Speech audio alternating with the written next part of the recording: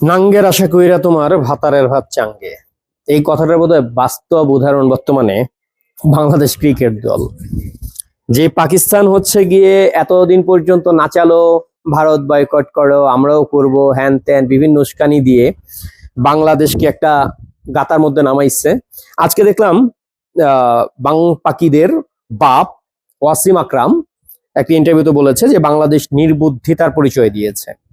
বাংলাদেশ কেন আইপিএল এর সঙ্গে মানে আইসিসি কে মিলায় ফেললো, এটা বাংলাদেশের নির্বুদ্ধিতা এবং বাংলাদেশের ক্রিকেট ক্ষতিগ্রস্ত হয়েছে। বাংলাদেশ আশা করছিল বোধহয় বাংলাদেশের বাপ, মানে বাংলাদেশের বাপ না, সরি, পাকিদের বাপ, সেই পাকিস্তানপন্থী হায়নারা, এই যে বুলবুল নামের পাকিস্তানির বাচ্চা, আসিফ নজরুলের মতো পাকিস্তানির বাচ্চাগুলো আশা করছিল ওদের বাপ ওদের কারণে বোধহয় এবার টি-20 বিশ্বকাপ বয়কট করবে, কিন্তু তার বাপেরা কিন্তু তাদেরকে ল্যাংমেরা ফালাই দিয়ে ঠিক সুর করে খেলতে চলে গেছে। তাহলে বাংলাদেশে আপনারা গতকালকেই ডিবিসির একটা নিউজ আপনারা খেয়াল করলেই পাবেন, ডিবিসির পেজে পাবেন। সেটা হচ্ছে যে এই বুলবুলের সঙ্গে বাংলাদেশ ক্রিকেটারদের অনেক তর্ক বিতর্ক হয়েছে মিটিং এর মধ্যে। ক্রিকেটাররা সবাই চাচ্ছিল বিশ্বকাপে অংশগ্রহণ করতে, তারা সবাই খেলতে চাচ্ছিল, ক্রিকেটারদের মধ্যে নিরাপত্তা নিয়ে কোনো শঙ্কা নাই। কিন্তু এই পাকিস্তানপন্থী ইউনুস গ্যাং হচ্ছে গিয়ে ভারতকে কিভাবে মানে কি বলে সন্ত্রাসী রাষ্ট্র প্রমাণ করবে তারা সে কারণে তারা ওখানে খুব আশঙ্কা, তাদের জানের নিরাপত্তা নাই। অথচ বাংলাদেশের মানে একজন কোনো প্লেয়ারের উপরে কোনোদিন একটা ডিমও ছুঁড়া মারে নাই ইন্ডিয়ার কেউ, এতবার বাংলাদেশ দল খেলতে গেছে।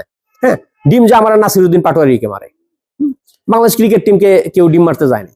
তারপরে বাংলাদেশের ক্রিকেটাররা খেলার জন্য যখন মানে এটা বললো তারা খেলতে চায়, তাদের এতদিনের প্রিপারেশন, এই বুলবুল, এই পাকিস্তানির বাচ্চা বুলবুল এবং আসিফ নজরুল এদেরকে খেলা থেকে বিরত রাখালো, কারণ তার বাপ পাকিস্তান বলেছে। আর এখন পাকিস্তান বলতেছে বাংলাদেশ নির্বুদ্ধিতার পরিচয় দিয়েছে এবং বাংলাদেশ এত বড় পুটুমারা খেয়েছে যে সামনে থেকে উটের ডিম দিলেও কিছু যাবে আসবে না এই বাংলাদেশের, এত ফাঁকা বানায় ফেলছে। অতএব এটা নিয়ে একটু চিন্তা করেন যে বাংলাদেশ ক্রিকেটটাকে ধ্বংস কেন করলো। এখানে এখন বারবার বলা হচ্ছে যে বিসিবির মানে অধিকার থাকা উচিত কোন খেলায় খেলবে কি না খেলবে এটা সিদ্ধান্ত নেবার, এটা যাতে সরকার হস্তক্ষেপ না করে। কিন্তু সরকার হস্তক্ষেপ করে বিসিবিকে মানে এই বুলবুলকে দিয়ে, মূলত তথাকথিত এই পাকিস্তানি হায়নাকে দিয়ে পুরো বাংলাদেশের ক্রিকেটটাকে ধ্বংস করে ফেললো। এটা কোনো বিসিবি সম্মিলিত সিদ্ধান্ত ছিল না, ক্রিকেটারদের সিদ্ধান্ত ছিল না, পুরোটা ছিল হচ্ছে আসিফ নজরুল এবং ইউনুসের সিদ্ধান্ত, জামায়াতের সিদ্ধান্ত। কিন্তু কথা হচ্ছে গিয়ে ফাইনালি ওর বাপ পাকিস্তান করলোটা কি? পাকিস্তান কি আছে ওদের পাশে? পাকিস্তান কি একবার বলছে ইন্ডিয়া আমরা খেলতে যাব না? বলছে একবার? বলে নাই। তো আসলে কাদের তালে নাচতেছে এই মূর্খচোদাগুলা? ওর বাপ পাকিস্তান আজকে বাংলাদেশকে সার্বিকভাবে ধ্বংস করার একটা জায়গায় নিয়ে যাচ্ছে এবং সেই জায়গাটায় বসে লাফাচ্ছে পাকিস্তানপন্থী জামাত ইউনুস গ্যাং। যা বলতেছে পাকিস্তান সেটাই করতেছে।